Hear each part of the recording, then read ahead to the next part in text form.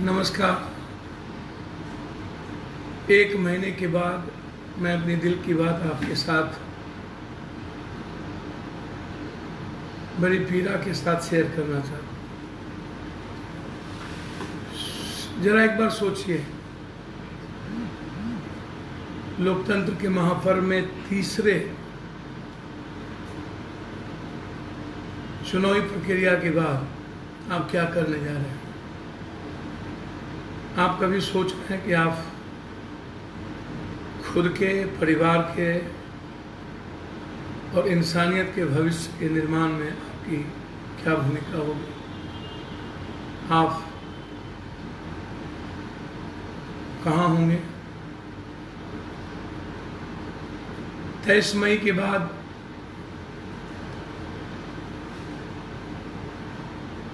आपको पछताना ना पड़े कि मैंने क्या कर दिया। आप हमेशा भावनाओं में काम करते हैं।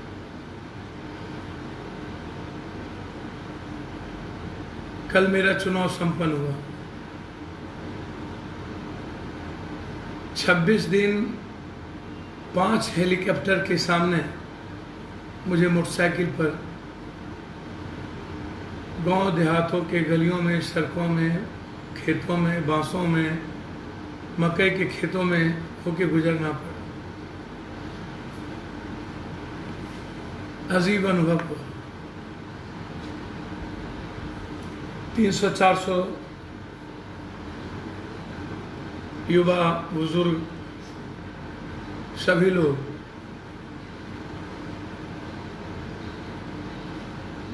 मैंने पहली बार ये महसूस किया कि जो लोग वैचारिक होते हैं, जो सेंटिमेंटल लगाव होता है जिनका, उसके भीतर कितनी पागलपन और जुनून होता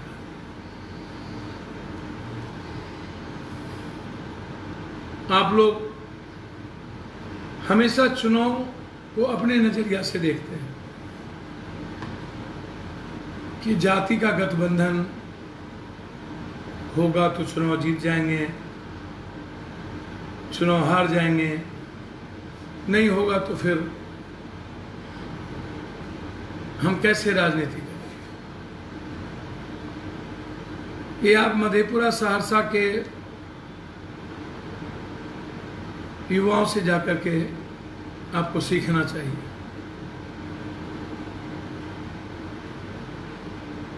सोलह प्रतिशत युवा जो लगभग 1.5 लाख वोट इस बार दिए हैं मेरे लोकसभा में, मैं उनको बधाई देता हूँ। हो सकता है उसमें से 1,20,000, 30,000 या 1,10,000 मत उस यूथ के पप्पू यादव को गया, जो मैं समझता हूँ, जो मैंने अनुभव किया। 1.5 लाख युवा में 1,30,000,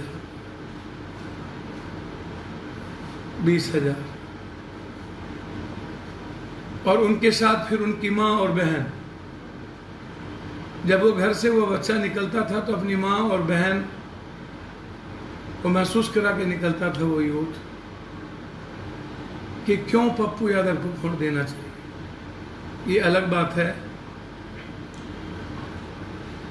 कि यह एहसास किसी जातिवादी पार्टी और उन्मादी पार्टी को नहीं होगा, क्योंकि उन्होंने कभी किसी परिवार के साथ, किसी बेटी के साथ, किसी बहन के साथ, किसी माँ के साथ, किसी पिता के साथ, किसी भाई के साथ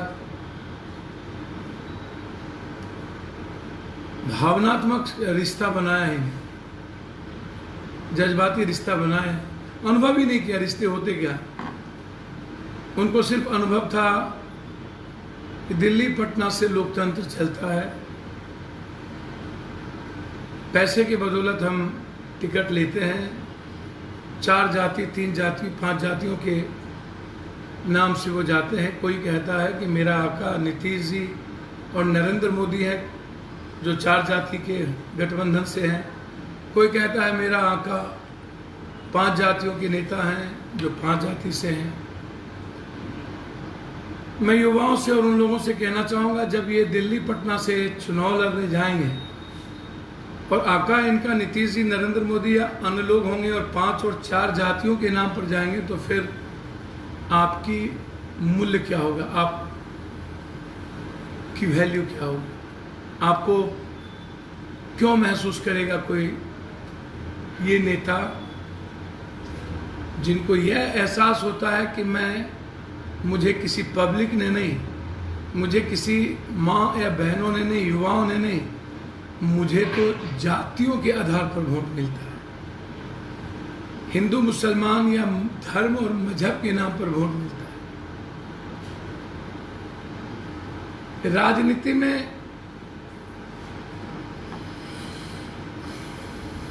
जाति और उन्माद एक सच हो गया। मैं बधाई देता हूं कोसी सीमांचल की सभी युवाओं को, गरीबों को और माँ और बहनों को और बेटियों को। खास तौर पर कल जहां चुनाव हुआ मधेपुरा, सहरसा और सुपौल, जिसमें महिलाओं ने भाई की तरह, बेटे की तरह, बहनों ने एक भाई की तरह, बेटियों ने एक पिता की तरह इस पर्व में मुझको अपना समझा। घर से निकले, घर का बेटा समझकर, घर को अपने समझकर। बहुत ऐसे घर हैं जो अपने पिता और बुजुर्गों के कहने पर नहीं गए। यह सही है कि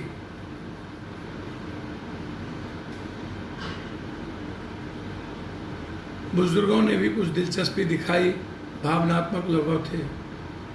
खास तौर पर मैं बधाई दूंगा गरीबों को, युवाओं को, और उसमें भी जिसको जाति में बांट दिया था उस इलाके में नीतीश जी, लालू जी और अन्य लोगों ने कंप्लीट कोसी सीमांचल का जो राजनीति है, 3 जिले ऐसे हैं जहां हिंदू मुसलमान के नाम पर वोट होता है, वो है किशनगंज, अररिया और कटिहार। और 3 जिले ऐसे हैं जहां जाति में उपजातियों को बांटा गया है, अत्यंत पिछड़ा, पिछड़ा, यादव, नॉन यादव, बैकवर्ड और फॉरवर्ड। इस आधार पर उस इलाके में वोट होता है।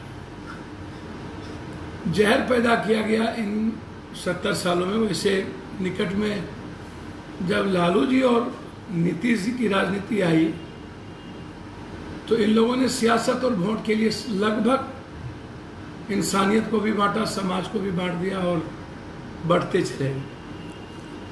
कुछ वोटर बीजेपी के हो गए, कुछ वोटर आरजेडी के हो गए, कुछ वोटर तीर के हो गए।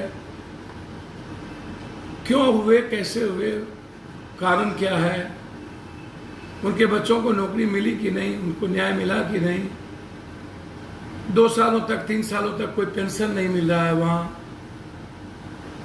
किसी भी तरह के गरीबों को योजना नहीं है, लेकिन है।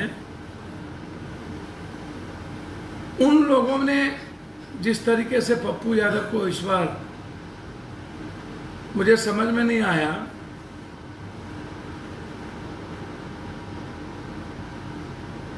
कि मेरे घर के लोगों ने भी, ये मुझे खुशी भी है कि मैं जितना टॉर्चर मुझको किया गया, जितना टॉर्चर में हम हुए, रंजीत रंजन जी के नाम पर जिस तरीके से इस्तेमाल किया गया, एक्सप्लॉयटेशन हुआ, राजनीति की इतनी गंदी खेल, घिनौनी हरकत, जिस तरीके से खेले गए, उसमें बिहार के महागठबंधन के एक नेता ने, जिनका परिचय सिर्फ पिता से हो, वैसे तो अखिलेश को छोड़ दीजिए तो लगभग जनरेशन जिसका बेटा बेटी राजनीति कर रहा है उसकी पहचान पिता है, लेकिन जिसका पहचान कोई मतलब नहीं दूर दूर तक, जिन्हें राजनीतिक, सामाजिक सांस्कृतिक ज्ञान से कोई लेना देना नहीं, जिनका दिनचर्या और जीवन बच्चे से लेकर अभी तक कॉर्पोरेट बनने के बीच बढ़ता रहा, जो पब और डिस्को से ज़्यादा जिनकी का चरित्र और चिंतन नहीं था। नीतीश जी और लालू जी के गठबंधन ने एक काम जरूर हुआ कि लालू जी को अपने परिवार को स्थापित करने में एक मौका मिल गया और उन्होंने ऊपर से ला करके दोनों बच्चों को मंत्रिमंडल पर बैठा दिया।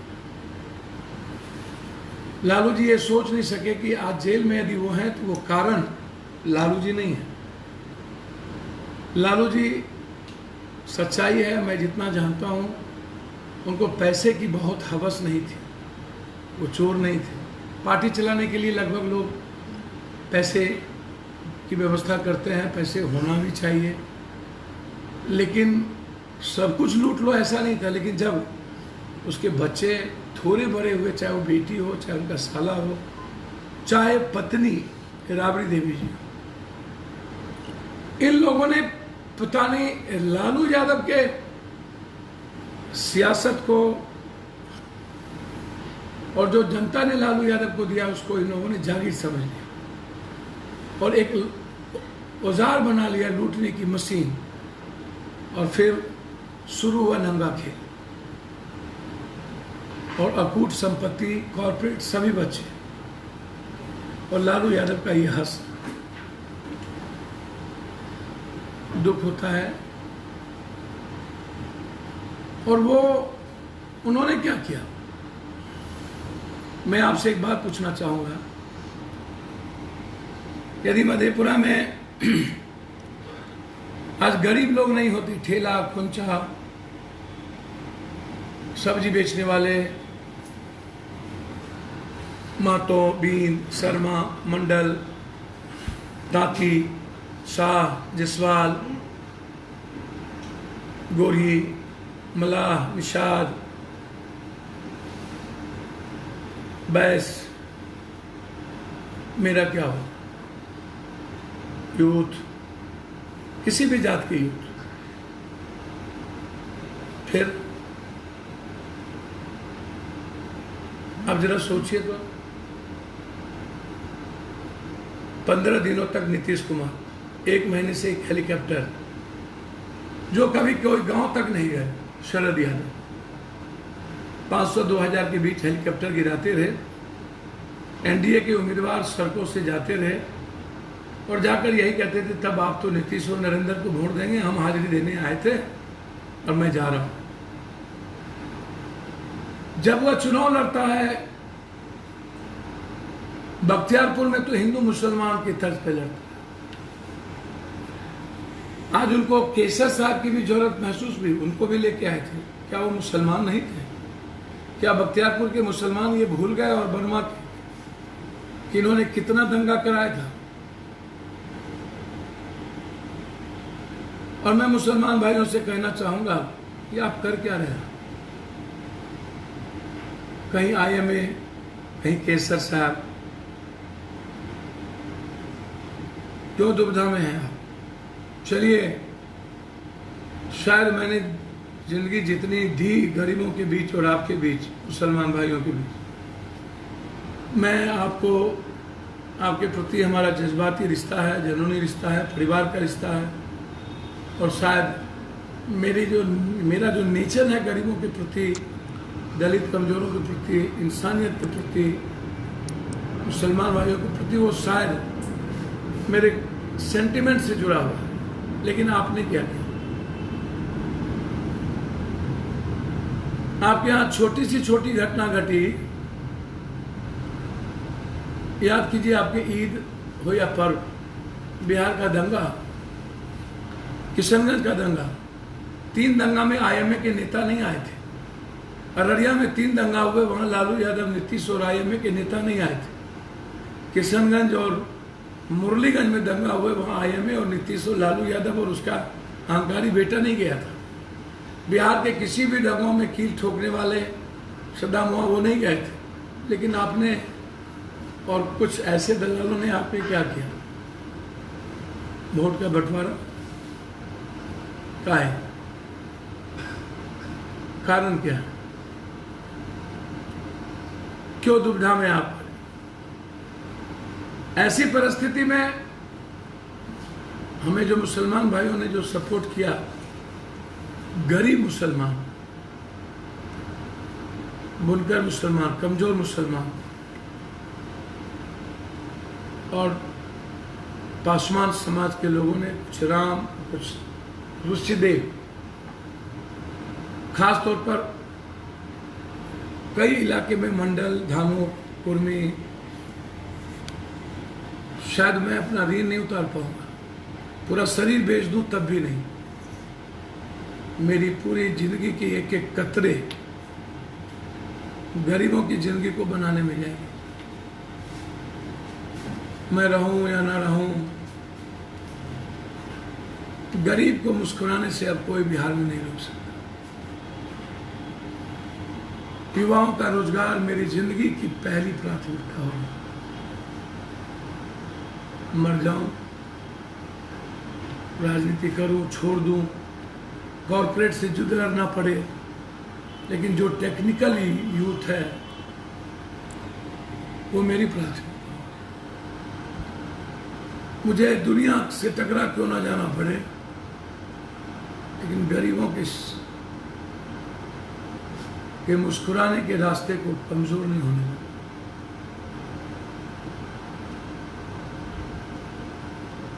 आम आदमी के साथ बेटियों की सुरक्षा,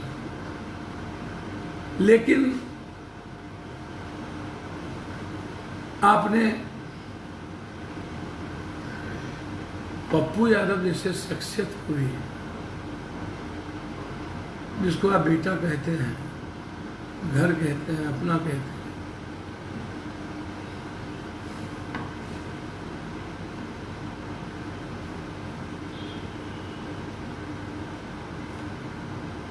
उसके साथ क्या किया? 26 दिन मोटरसाइकिल पर चलने के बाद शायद दिनेश का चेहरा और शरद यादव का चेहरा आपने देखा।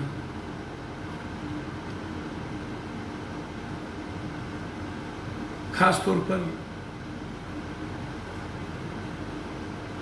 यादवों के बूढ़ों से मैं कहना चाहूंगा,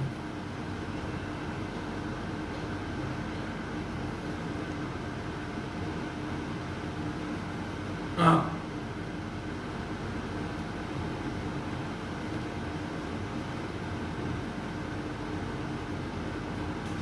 आपने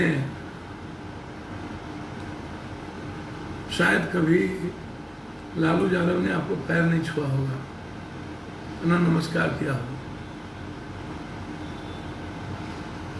आप जिस तरीके से कुछ मुट्ठी भर गांव के दलालों के चलते और कारण, जिसने अपनी जिंदगी पप्पू यादव से बनाई, अपने कर्ज भी पप्पू यादव से तोड़े,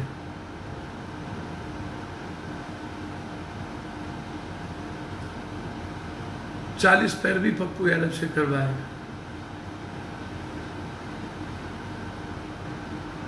ऐसे लोग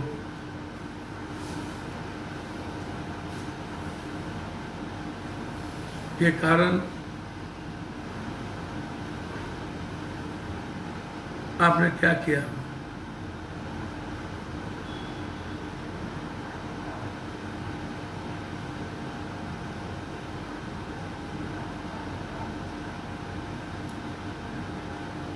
ये बिहार को समझने की आवश्यकता है। बेगूसराय में मुसलमान आज भी दुविधा में है। तनवीर हसन या कन्हैया,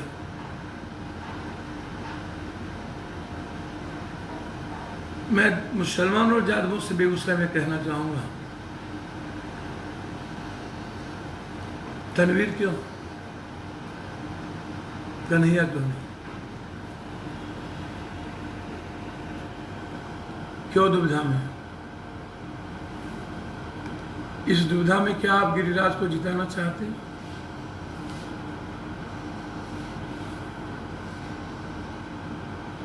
जो आपको करना था, चलिए मुझे तो गरीबों का वो मत, माँ और बहनों का और युवाओं का वो मत हमारी जिंदगी को बचा लिया, जिसके बारे में इन पॉलिटिशियन को कुछ भी पता नहीं है। वो गणित जोड़ते रहते हैं जाति का। कोई कहता है एनडीए का वोट बहुत काट लिया पप्पू यादव, कोई कहता है आरजेडी का वोट बहुत काट लिया, कोई कहता है सहरसा में वोट लड़ाई दिनेश से, कोई कहता है यहाँ इससे। उनको क्या पता कि सेवा में कितनी ताकत होती है। मैंने इस बार सेवा, मदद और रिश्ते को महसूस किया है।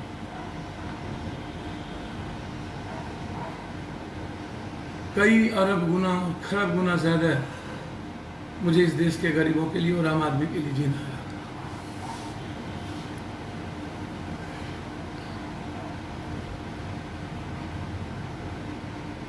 लेकिन अब जो आप करने जाएंगे 4 और 5 में,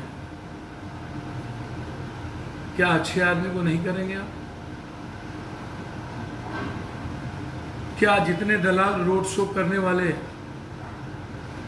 जाति के आधार पर बड़े बड़े लोग आएंगे? नरेंद्र भाई मोदी जी ने कहा कि पिछड़ी जाति को चोर कहा जा रहा है। मतलब चोर कौन कह रहा है? पिछड़ी जाति नरेंद्र मोदी हो गए, चोर कहने वाले ब्राह्मण राहुल गांधी हो गए। वो ऊंची जात हो गए और आप पिछड़ी जात हो गए। क्या एक देश के प्रधानमंत्री को ये शोभा देता है इस आधार पर वोट मांगा जाए? अंत में 370 आप क्यों नहीं कहते हैं आपने क्या किया, हमें वोट दो? नीतीश कुमार कहते हैं सेवा किए हैं, मदद किए हैं, हमने काम किया है।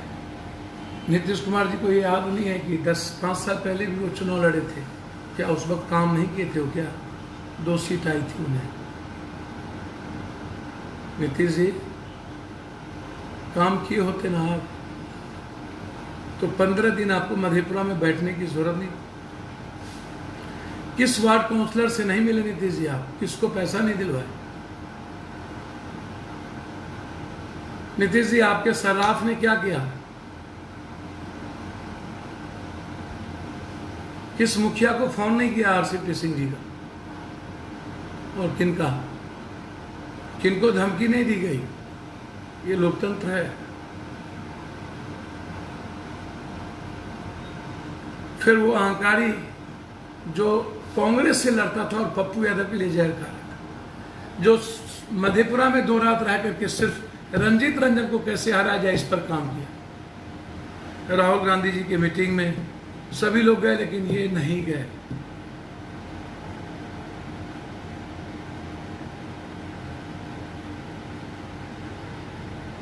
ये लड़ाई एमपी बनने की नहीं है।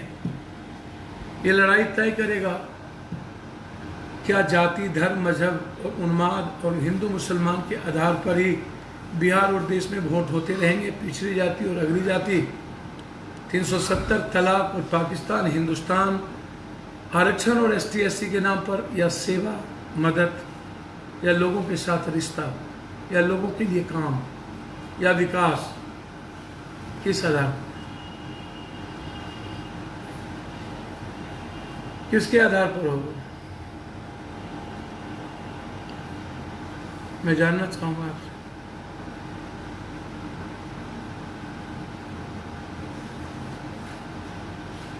आप बताएं।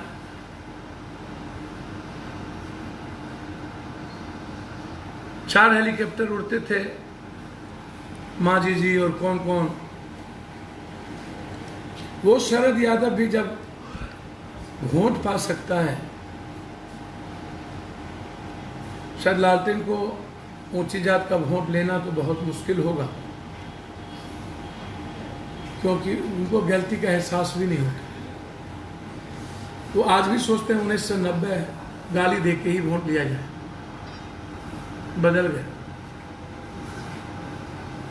आज भी वो, उनको पता नहीं है ये मंडल, धानोक, नुनिया, चौहान, चंद्रवंशी, मलाह, गोरी, दलित क्या होता है।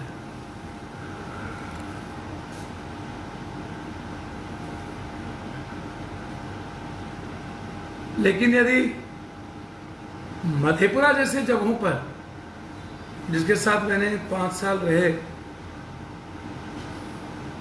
और लगभग शायद एक आदमी भी ना कह सके कि मैंने किसी की मदद ना की हो, किसी का निगेटिव हो।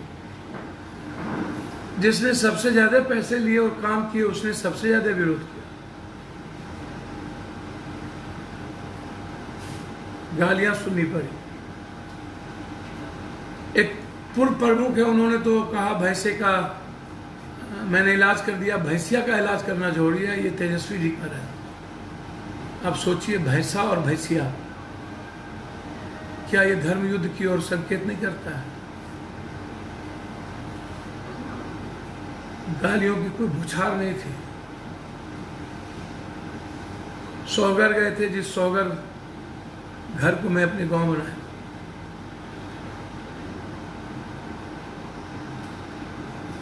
सिर्फ मकसद था इनका पप्पू यादव और रंजीत रंजन को खत्म करो, एनडीए नहीं। तनवीर को टिकट देकर के इनका मकसद क्या है?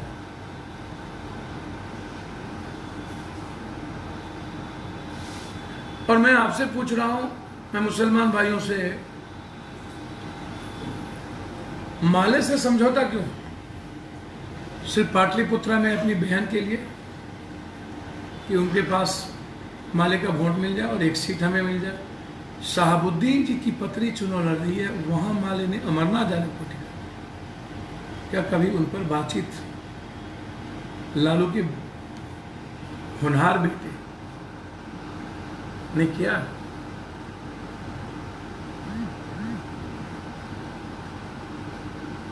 ये क्या है? सीपीआई से समझौता क्यों नहीं हुआ? इसलिए कि कन्हैया एक लीडर बन जाएगा। क्या दिक्कत है? मैं भी चाहता हूं कि एक तेज तर्रार लीडर हो। क्या दिक्कत है? जो काम करने और चीजों को बोलने वाला हो, चाहे वो कन्हैया हो, चाहे प्रशांत किशोर हो, चाहे कोई हो, लीडर बने। जरूरी है कि सब दिन पप्पू यादव, यदि हमसे बड़ा कोई सेवा करने वाला होगा तो बनेंगे। मैं जादवों से, पूरे बिहार के जादवों को एक बात बताना चाहूंगा। 1990 से लेकर के आज तक लालू जी मेरा विरोध किया।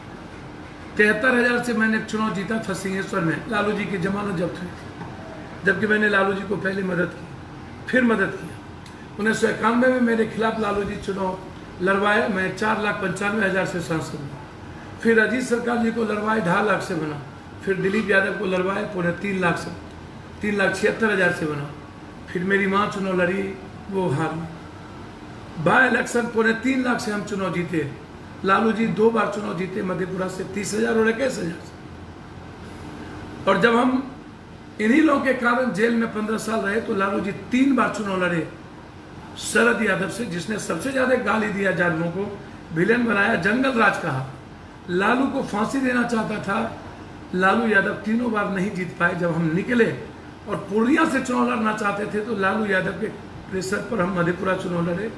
और नरेंद्र मोदी जी की हवा में सभी जाति, मैंने नरेंद्र मोदी जी की जातियों ने वोट दिया, ब्राह्मण समाज के लोगों ने तब भी हमको वोट दिया था। और इस बार तो उन्होंने कमाल ही कर दिया। शायद यदि मैं युवाओं के ताकत की बदौलत और गरीबों के ताकत की बदौलत जीतूंगा, जीत कोई नहीं कह सकता मैं जीत गया, मैं पागल नहीं हूं। यदि ट्रिब्यूनल फाइट है और मुझे गुप्त वोट काफी मिले हैं जो मुझको पता है, और गरीबों ने पागल होकर वोट दिए, युवाओं ने, तो उसमें ब्राह्मण समाज का भी सबसे बड़ी भूमिका होगी। क्या मैं उसको छोड़ भूल जाऊंगा? क्या मैं उस साध और तत्मा मातो बीन मस्त को भूल पाऊंगा?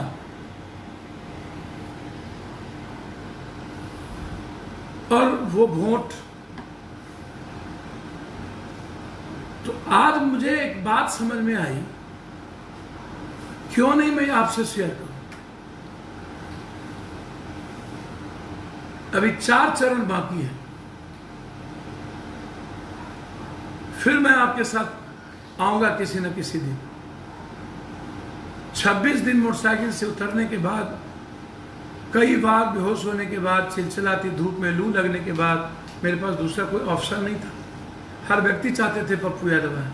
मुझे समझ में नहीं आया कभी दिनेश और शरद का चेहरा आप देख पाएंगे कि नहीं, देखे कि नहीं, लेकिन मत तो दिया आपने, जहाँ भी दिया, जिसके कारण नीतीश के चेहरे देखे कि नहीं,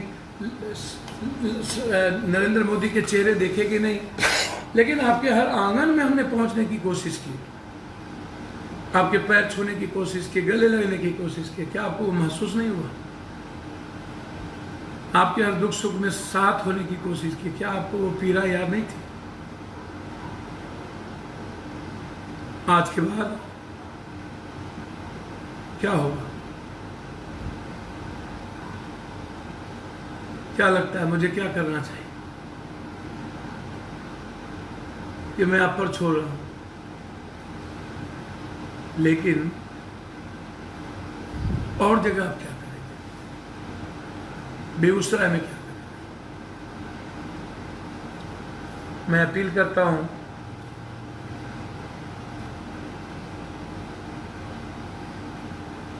इस देश और बिहार में एक अच्छी सरकार जो झूठ के आधार पर ना हो और विश्वसनीयता के आधार पर हो, जाति के आधार पर। मैं युवाओं से कहूंगा, सोचिएगा,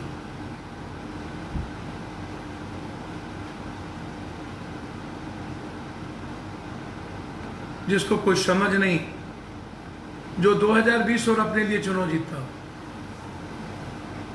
फातमी जिन्होंने बहुत साथ दिया, अब्दुल बारी सिद्दीकी ने तो दल तोड़ने का काम किया था। क्या हुआ मधुबनी का? क्या हुआ झंझारपुर का? क्यों गुलाब यादव को आपने दिया? देवेंद्र यादव जी को क्यों नहीं दिया? और होगा क्या मधुबनी को, जहां शकील साहब खड़े हैं? फातमी जी ने तो वापस ले लिया और छोड़ भी दिया कि कभी नहीं जाऊंगा। क्या आप सोचते नहीं हैं ये कर क्या रहे हैं? कितना घिनौना खेल खेल रहे हैं।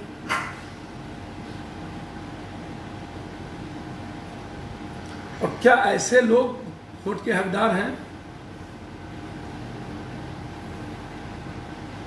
बगल में पाटलिपुत्रा है, बगल में छपरा है। मैं तो सिर्फ इतना कहना चाहूंगा,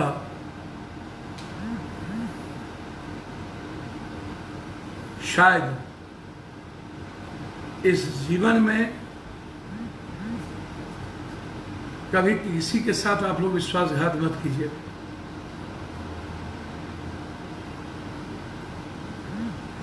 मैं जनताओं से आग्रह करूंगा, जो मेरे लिए भगवान की तरह है, ईश्वर की तरह, और युवाओं से जो नायक और हीरो की तरह मेरे लिए है, कि आप सोचिएगा आप कितनी बड़ी भूल करने जा रहे हैं, कितनी बड़ी गलती करने जा रहे हैं। शायद आपकी एक गलती आपको और बिहार को समाप्त कर देगा। चलिए, जो किस्मत में और ईश्वर को मंजूर होता है, आप लोग कहते हैं, वही होता है। यह सोचते हुए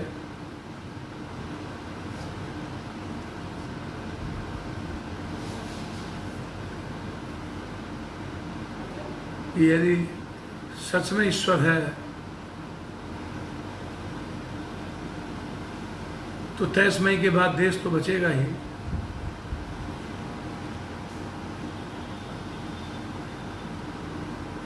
बिहार का क्या होगा ये मेरे लिए दुखद है। मैं सुपौल और मधेपुरा सहरसा के हर लोगों का आभार प्रकट करता हूँ, खास तौर पर एक एक युवाओं का, गरीबों का, काम करने वाले लोगों का, जिसने मुझे सहयोग किया, आशीर्वाद दिया, मदद किया, और जिन लोगों ने कहा उससे अच्छा कोई नहीं, दल के लोग, हर जात के लोग, मज़हब के लोग। मेरे लिए अचीवमेंट है कि सहरसा के सभी जात के लोगों ने कहा पप्पू मेरा है, घर का है, रंजीत मेरी बेटी है। हो सकता है वोट का बंटवारा हुआ भी है। ट्रिंगुलर फाइट में कोई जीत जाए, हम जीत जाएं, मुझे खुशी है कि मैंने बहुत मेहनत जुनून के साथ किया। 5 दिनों तक 1 घंटे भी नहीं सोए, और सड़कों पर हमारी दिनचर्या भी थी। 4:30 बजे तक हमारे साथ हमारे युवा साथी पागल थे, जो बेटा भी नहीं हो सकता। जब हम कहीं 4:30-5 बजे पहुंचते थे तो 300 मोटरसाइकिल खड़ी रहती थी, बाहरी युवा और बाहरी साथी।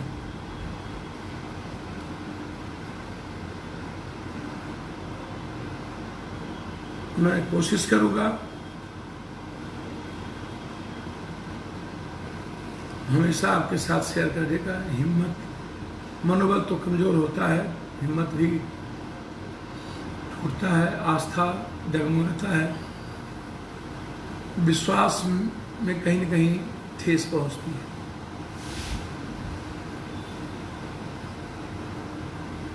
कुछ अपनों ने पैसे के चलते या कास्ट के चलते हृदय से पता नहीं क्यों धोखा दिया, जिसके लिए शायद मैं अपने बेटे की तरह किया था। कुछ लोगों ने, उनको मैं धन्यवाद देता हूँ। मेरे साथ जो आपने किया, आगे औरों के साथ मत कीजिए। सुनिश्चित छोड़ अनिश्चित की ओर जो जाता है, सुनिश्चित को गायब हो जाता है, अनिश्चित कभी नहीं मिलता। शायद ये आपके लिए दुखद फल हो, और आप कभी माफ़ी के योग नहीं होंगे। और मैं उन लोगों को कहूँगा कि मैं,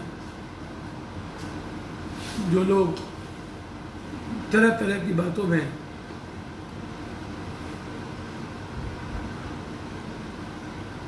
गालियां तक देते रहे, आप आगे किसी को गाली ना, क्योंकि मैं आपको अपना ही मानता हूँ। ऐसा ना करें कि जिंदगी में कभी रिश्ते के लायक कोई जगह ना बचे, और ये ठीक नहीं है। इन नेताओं की तरह चरित्र मत बदलिए।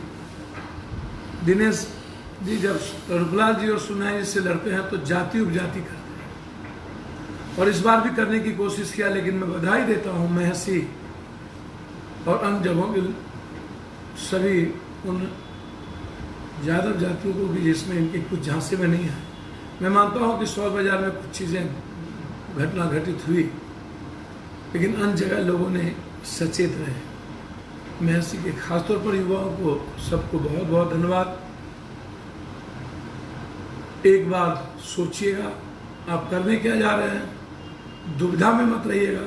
या तो आप आज ही निर्णय ले लें कि मुझे तनवीर को देना है या कन्हैया को। इस दुविधा में रहेंगे तो शायद